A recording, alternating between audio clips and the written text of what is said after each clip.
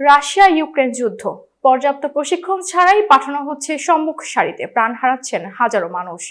Ukraine রাশিয়ার যুদ্ধ গতকাল সোমবার 3 বছর পূর্ণ হয়ে 4 বছরে পড়ছে। এই যুদ্ধে রাশিয়ার সামরিক বাহিনীর হয়ে ইউক্রেনের বিরুদ্ধে যুদ্ধে গিয়ে এখন পর্যন্ত 95,000-এর বেশি মানুষ প্রাণ হারিয়েছেন। বিবিসির তথ্য বিশ্লেষণে এই তথ্য উঠে এসেছে।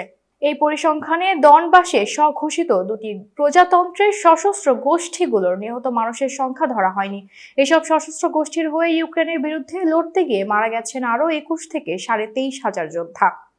2022 সালের ফেব্রুয়ারিতে যুদ্ধ শুরু হওয়ার পর থেকে বিবিসি রাশিয়া স্বাধীন সংবাদ মাধ্যম গোষ্ঠী মিডিয়া জোনা এবং স্বেচ্ছাসেবকদের মৃত্যুর খবর রাখছিলেন। তাদের তালিকায় কেবল রাশিয়ার সরকারি প্রতিবেদন, সংবাদ মাধ্যম, সামাজিক যোগাযোগ মাধ্যম, নতুন স্মৃতিসৌধ এবং সমাধির তথ্য যাচাই বাছাই করে নিশ্চিত হওয়া নিহত ব্যক্তিদের নাম অন্তর্ভুক্ত করা হয়েছে। এতক্ষণ বার্তা বৈঠকের সাথে থাকার জন্য ধন্যবাদ। নতুন নতুন তথ্য ও সংবাদ পেতে বার্তা বৈঠকের ইউটিউব চ্যানেল ও ফেসবুক পেজের সাথেই থাকুন।